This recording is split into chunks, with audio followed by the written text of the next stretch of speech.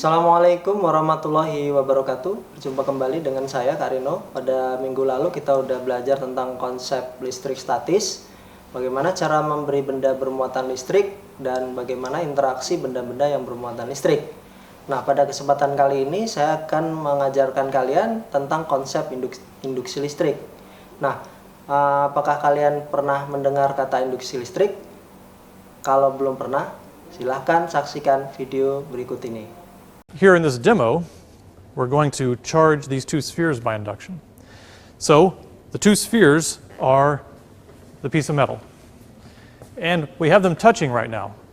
And electrons can easily move from one to the other when they're touching. So it's essentially one piece of metal. But later when we move them, that's a way to cut them. We don't really have to cut them, we just have to separate them like that. But when they're touching, the conductance across that gap is pretty good. So we think of it as one piece of metal.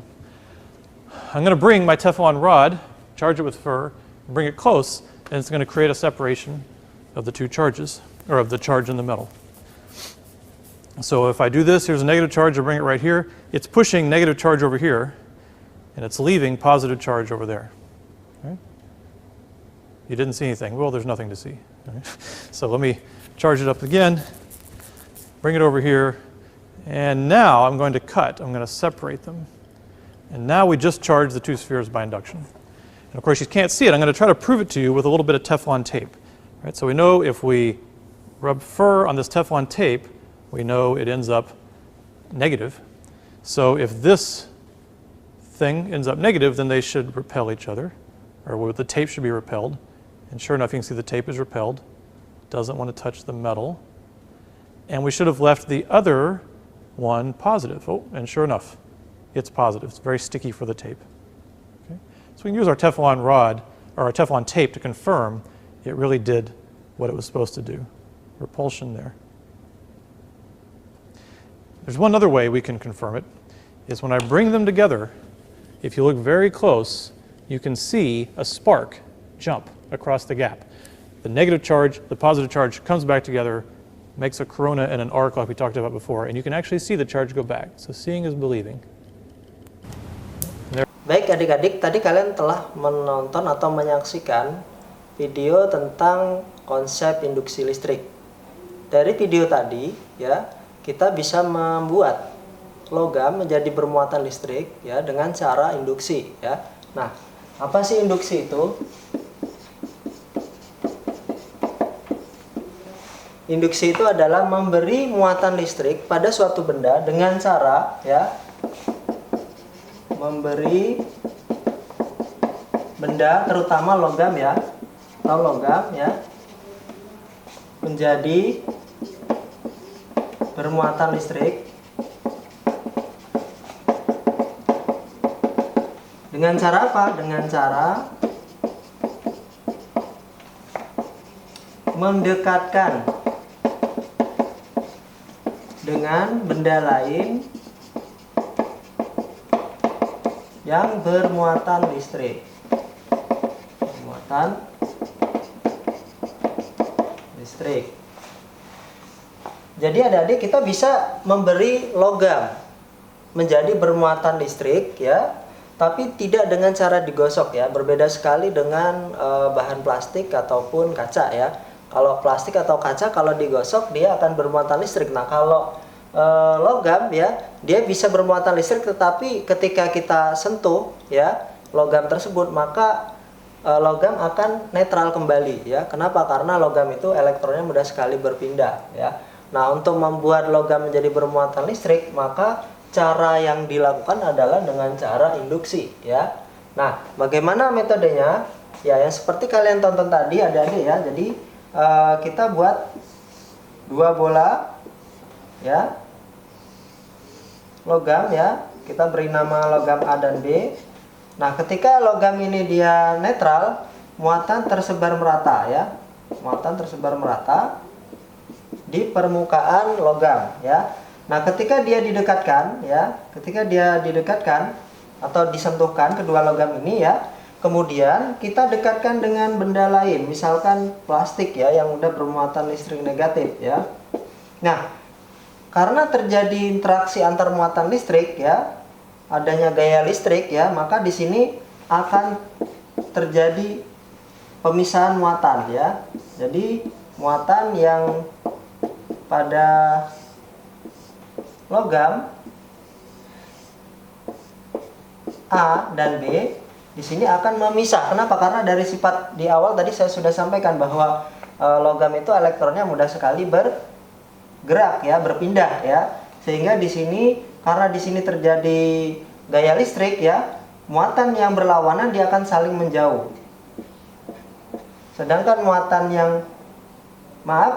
yang sejenis dia akan saling menjauh, sedangkan muatan yang berlawanan ya, dia akan saling tarik menarik. Nah, tarik menarik ini dia artinya di sini muatan positifnya mendekati muatan negatif pada plastik. Nah, bagaimana caranya supaya kedua logam ini menjadi bermuatan? Ya. Nah, caranya adalah dengan cara dipisahkan kedua logam ini pada saat terjadi proses induksi ya. Kita pisahkan ya, sehingga nanti dia akan menjadi yang bagian logam A akan bermuatan positif ya. Yang logam B ya akan menjadi bermuatan negatif. Nah, inilah yang dimaksud dengan bagaimana membuat benda yang logam, bahan dari logam ya, menjadi bermuatan listrik, yaitu dengan cara induksi ya. Nah, bagaimana adik-adik? Apakah kalian sudah paham tentang konsep induksi? Ya, mudah-mudahan kalian semua memahaminya ya.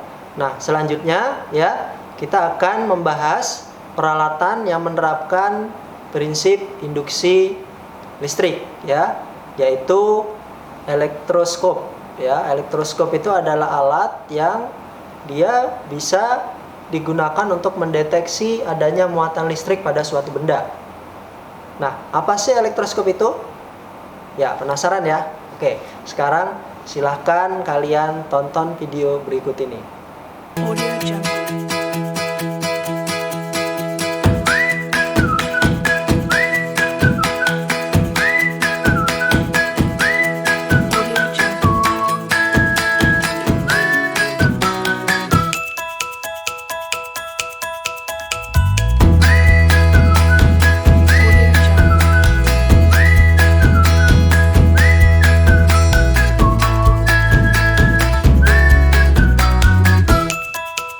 Audio Jungle.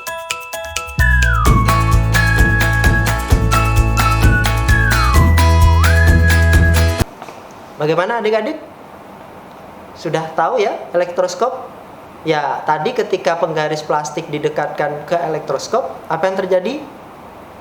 Ya, pada bagian kaki elektroskop itu seperti bergerak-gerak ya kan? Nah, itu kenapa? Karena adanya muatan listrik pada penggaris plastik tersebut ya, sehingga kaki elektroskop akan membuka ya. Seandainya penggaris plastik itu tidak diberi muatan listrik ya, maka kaki elektroskop tidak akan membuka ya. Nah, bagaimana sih cara kerjanya ya? Oke, perhatikan gambar berikut. Ya, elektroskop itu terbuat dari logam adik-adik ya. Ya, ada bagian atas itu adalah kepala.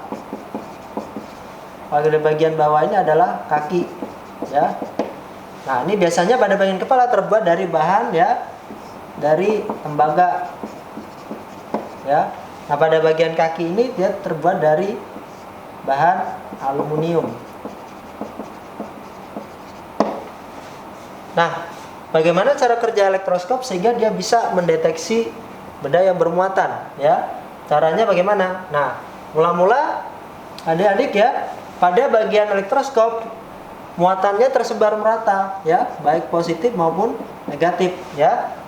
Nah, apa yang terjadi kalau elektroskop didekatkan dengan benda yang bermuatan listrik? Contohnya penggaris plastik ya, yang udah kita beri muatan negatif ya, bisa dengan cara digosok ke rambut atau ke kain wol ya.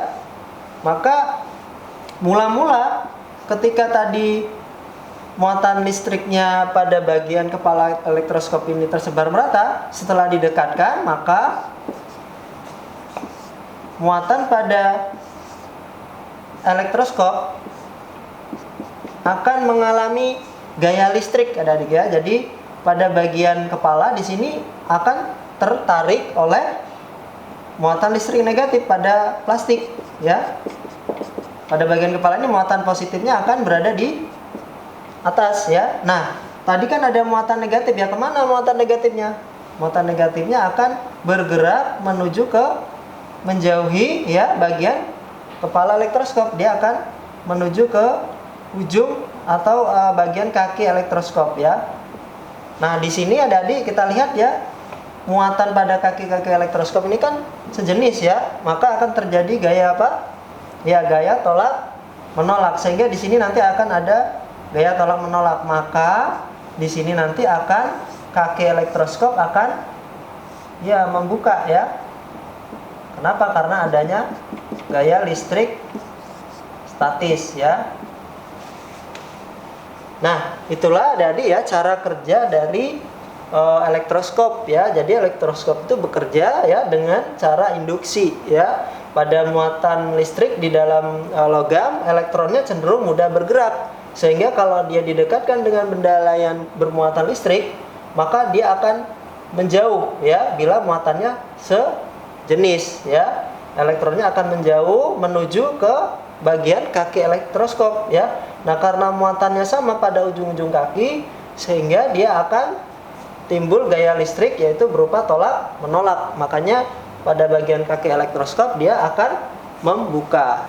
Adik-adik, pernahkah kalian melihat petir? Ya, tentu sering ya kan? Nah, bagaimana sih petir itu bisa menyambar bumi?